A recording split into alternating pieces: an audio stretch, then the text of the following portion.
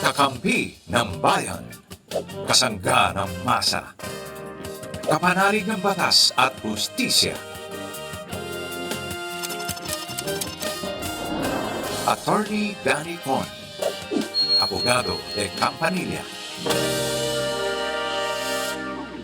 Alas 7 na po ng gabi at syempre pagka alas 7 na, bukod po sa inyong kinakain ngayon na hapunan, ay makakasama nyo po ang inyong abogado de Campanilla and ako po ang inyong Mare ng Bayan, Mare Yao, at kasama natin ngayong gabi, abogada de Campanilla, Attorney PG Galang. Good evening, Attorney! Ay, good evening. Ang ganda ng suot. Oh, yan. Okay. Para naman paiba-iba tayo ng konti. Hindi na ako I belong. Pagpasok nga mo nga sa set, mga tao, wow. Wow.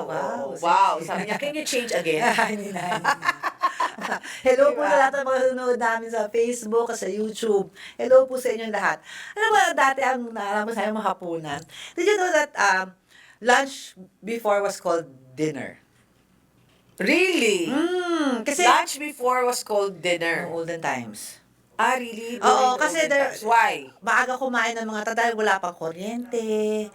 Oo. Oh, tapos supper. Oo. Ah, really? Oh, Ganun dinner, ba? lunch was dinner, and then our dinner was supper. I see. Pero kasi, and supper was parang optional. Oo. Kasi nung unang panahon, walang kuryente.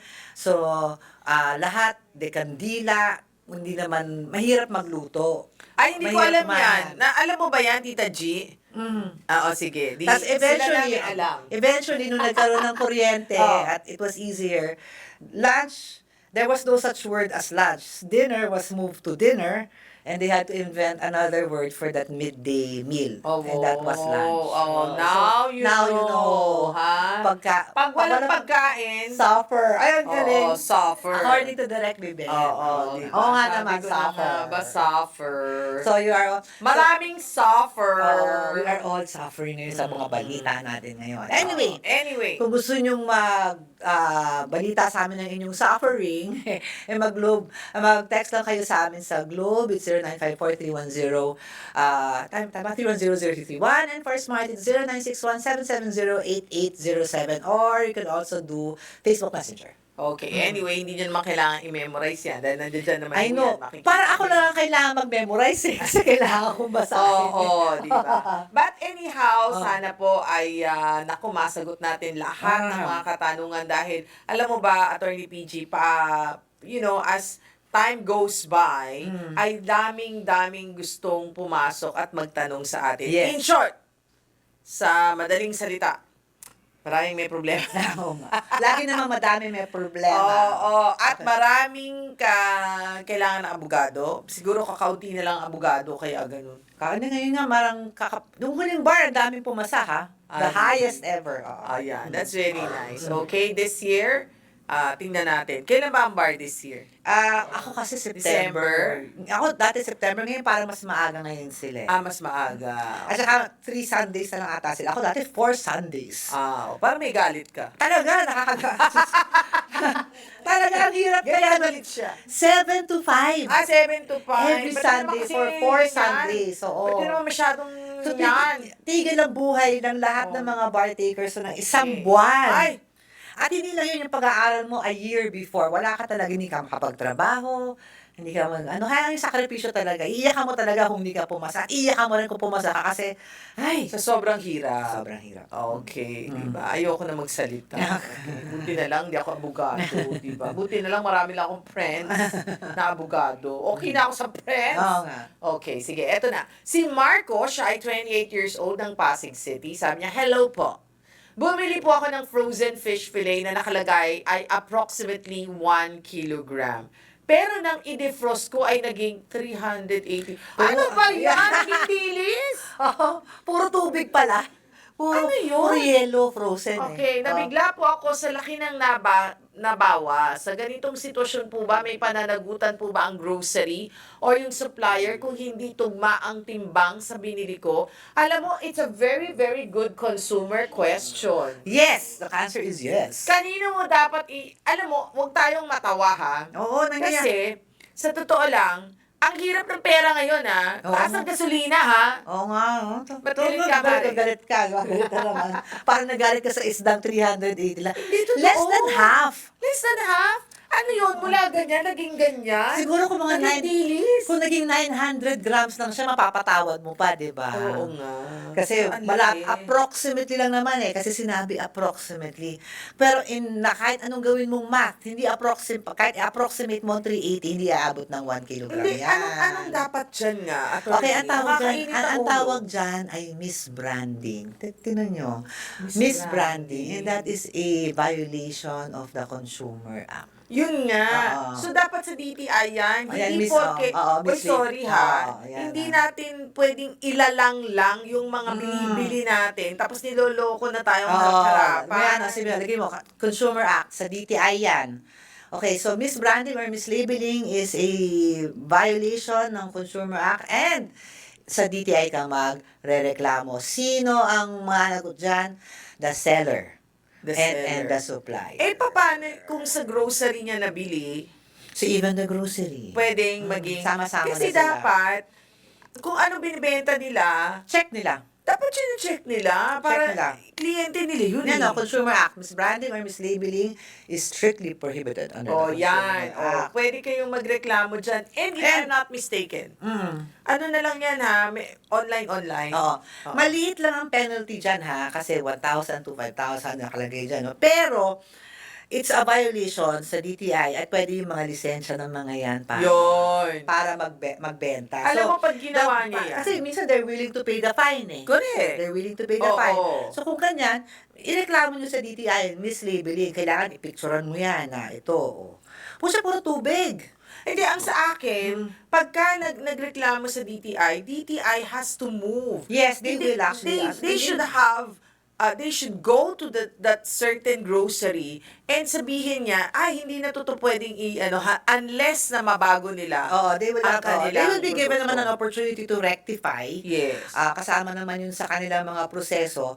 But definitely, misbranding or mislabeling is a violation of the Consumer Act, of which ang ahensya ng gobyerno na namamahala ng Consumer Act is the Department of Trade and Industry. Ituloy mo yan. Suportahan ta ka dyan. Kasi hindi lang ikaw yung naagrabyado. I'm Imagine sure mo, kunyari, makabili yan. ikaw nag-budget ka na papakainin mo yung pamilya mo 1 kilo ng isda. Di ba? Pag tingin mo ganyan? Oo, wala na. Lahat kayo gutom. Ano Wala. sige. Kasi nga, suffering suffer. Kakasabi lang natin na suffer. They will suffer Suffer tuloy. ang konti ng kanilang supper. Okay, sige. Si AC ng Antipolo Rizal may gustong itanong sa atin via phone patch. Hello, AC. Magandang gabi. Hello po, good evening po. Yes. Hi, AC. Go ahead. May i-ask lang po sana ako tungkol sa case po ng anak ko. Nakakulong po kasi siya ngayon. Okay. Ilan taon yung anak mo, AC? 20 years old po siya. 90? 20. Ano daw? 20. Akala ko 90. Parang, so ilan taon na dapat si AC? Sorry naman. Parang nabigayot lang ako. Ano ba? 20 years old po siya. Okay, 20. 41 po ako. Okay, tama. Okay. Ano po kasi, Oh. ang case niya po is kidnapping. Ako medyo mabigat na kaso. Opo. Ganito po kasi yun. Nakakulong po siya last October 17 pa po. Medyo matagal na. Then, 6 months na po siya ng bali, nakausap na po kasi namin yung complainant. Tapos, ina-atras na po yung demanda. Okay. Hindi ba kayo April 7 nakapagpiansa? pa po. Bakit siya nakakulong? Hindi kayo nakapagpiansa? Bail. Opo, ina-diretso. Opo, wala po kasi kaming pera pang piyansa. Pwede naman kasi, there's such a thing as a motion for reduction of bail. Diba? So, kunyari, kung tatataasan kayo dun sa Senate na piyansa, pwede yung idulog yan sa korte na kung pwedeng bawasan. Hindi Kasi- po, ganito na po kasi yung problema. Ano problema? Bale po kasi, okay na po yung complainant namin. Nakausap po namin na iurong yung demanda last April 7 pa po. Oh. Kaso po, nung pagpunta po namin sa Hall of Justice ng April 7, on leave po yung, yung fiscal. Tapos, Bali po, kasi po ganito po yun. Yung nakuha po namin details ng kaso, nakalagay po doon is March 17 pa po. Bali parang unang hearing. Okay. Pero nakalive pa po yung fiscal that time. Okay. So umabot na po na April 7. Ang nakuha po namin Next hearing, setting. ang nakuha po namin details doon is next hearing is April 27 po. Malapit na. Mm. Sa Monday na po yun. Mm-mm. Bali po i-ask ko lang po, paano po is, halimbawa po na wala pa rin po yung fiscal, ano po yung dapat namin gawin? Kasi po, yung ano ko po kasi is, na-depress na po kasi last time nang dumalo kami is, hindi na po siya makausap. Okay, kasi ang ganito kasi for every court there is an assigned prosecutor. Yes. There's an that's assigned Opo. prosecutor. And that assigned prosecutor ay may Opo. hawak ng mga kaso nyo. true. Oo.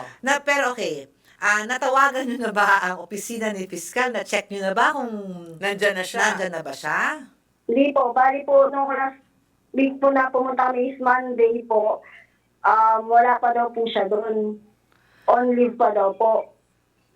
Kasi yun ang problema. Kasi talagang ang judge hindi niya maitutuloy ang kaso kasi hindi naman niya alam yung detalye ng lahat ng kaso na nasa harap niya. Ang fiskal lang maglalapit noong affidavit of desistance. Hindi ba pwedeng, ano yan, yung kapwa fiscal na pwedeng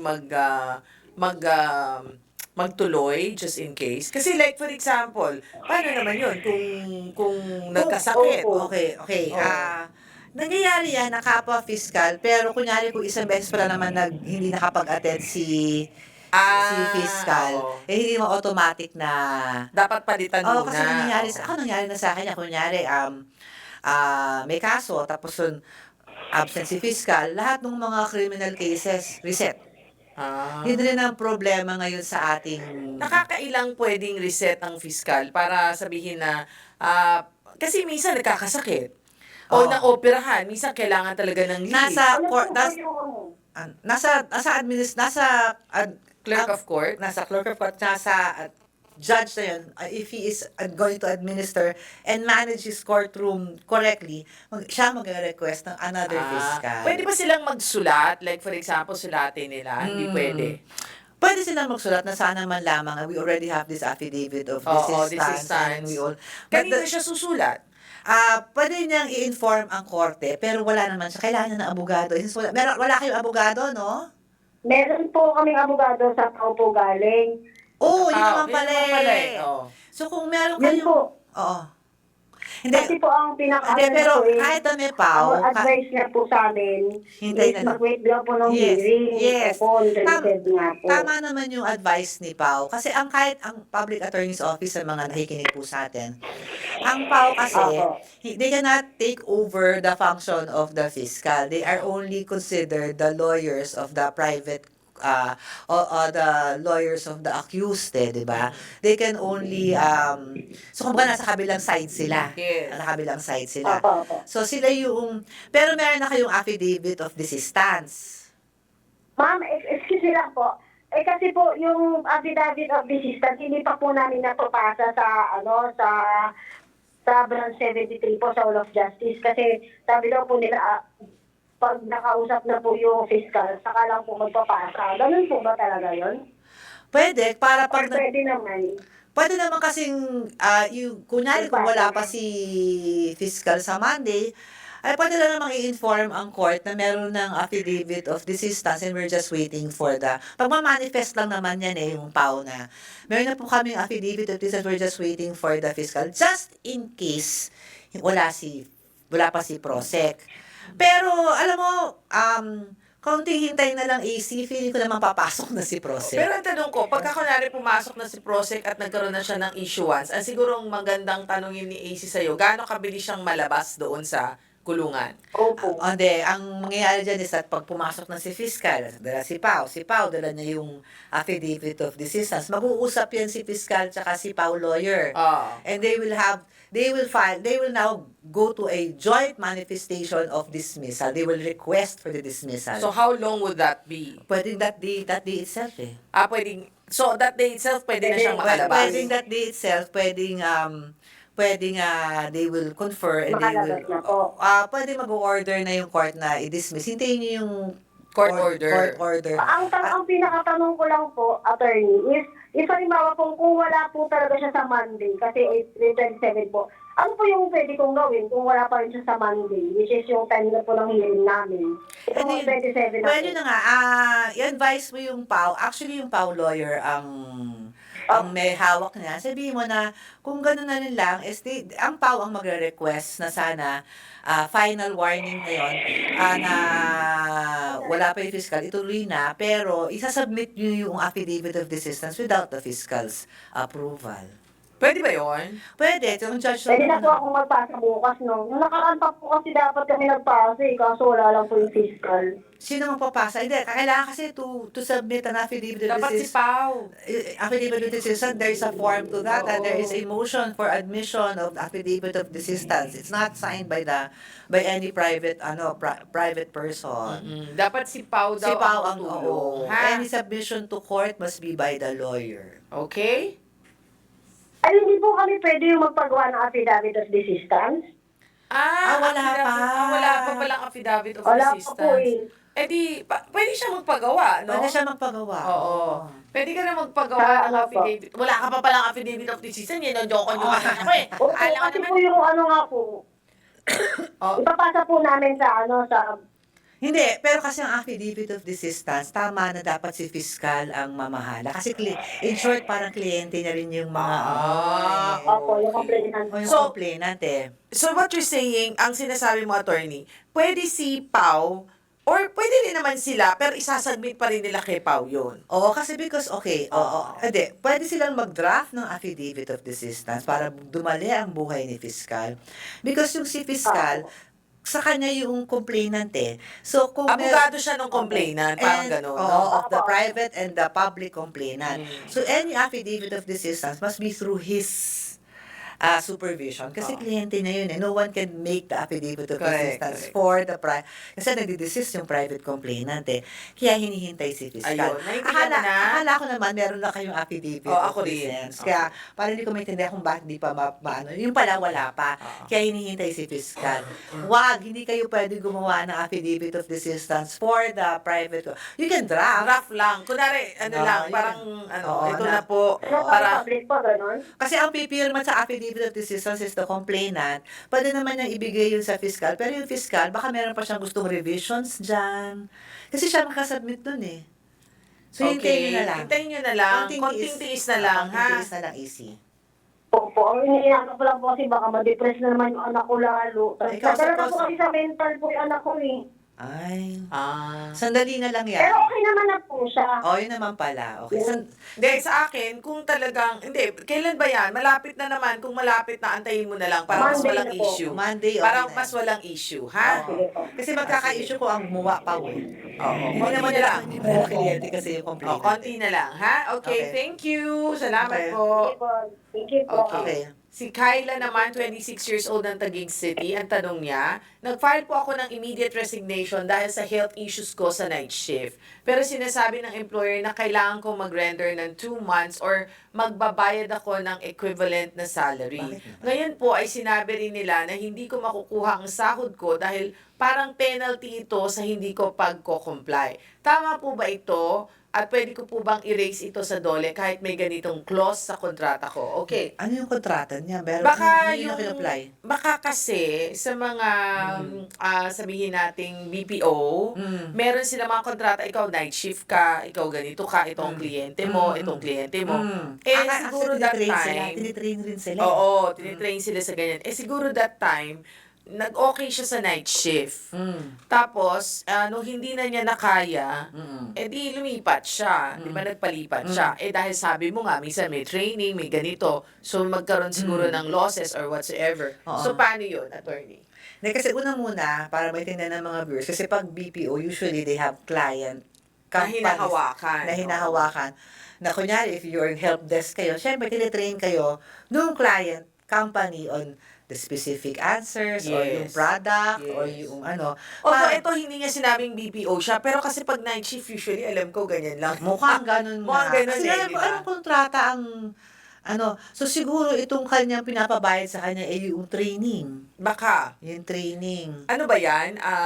Kasi health issues eh. You cannot be you cannot be forced to render 2 months if you resign. Kasi ano naman yun, involuntary servitude naman yan. Which is a fancy way of saying slavery. Kasi, di ba, yung bawal yon, involuntary servitude, yung everyone has the right to resign and you cannot be forced to work if you do not want to anymore. Yon, clear yon. Di ba? But, yung penalties or damages, it depends on contract. Diba? Depende sa kontrata. Oo, kasi sabi niya may contract eh. Pero yung kontrata, legal ba yung sinasabi niyang 2 buwan na equivalent ang salary niya? Depende kung hindi, without seeing the contract, di ba? Without seeing the contract, if there was training and she or she agreed to she or she has to render underwise, ganyan, sometimes it's considered legal eh. Depende lang. Kaya I don't really know how to answer this without any question. Kasi baka mamaya, yung nag-text ito nakikinig sa akin, tapos biglang, sabi But, if you are unsure, this one, I can answer, yes, you can go to DOLE. Okay, dole na lang para ma-check kung tama o hindi. Pwede ka naman kasing magtanong lang, hindi ka naman magfa-file agad. Oo. May karapatan po ba ako dito? Yes. Paano po kung ganito? Kasi Hindi ko kaya ng ganito. Ganyan. sa NLRC naman ako sa DOLE, at sa mediation stage, no need for lawyers. Hindi naman masyadong gagastos. that's true. Kasi kahit ako hindi ko maintindihan kasi I don't see the contract.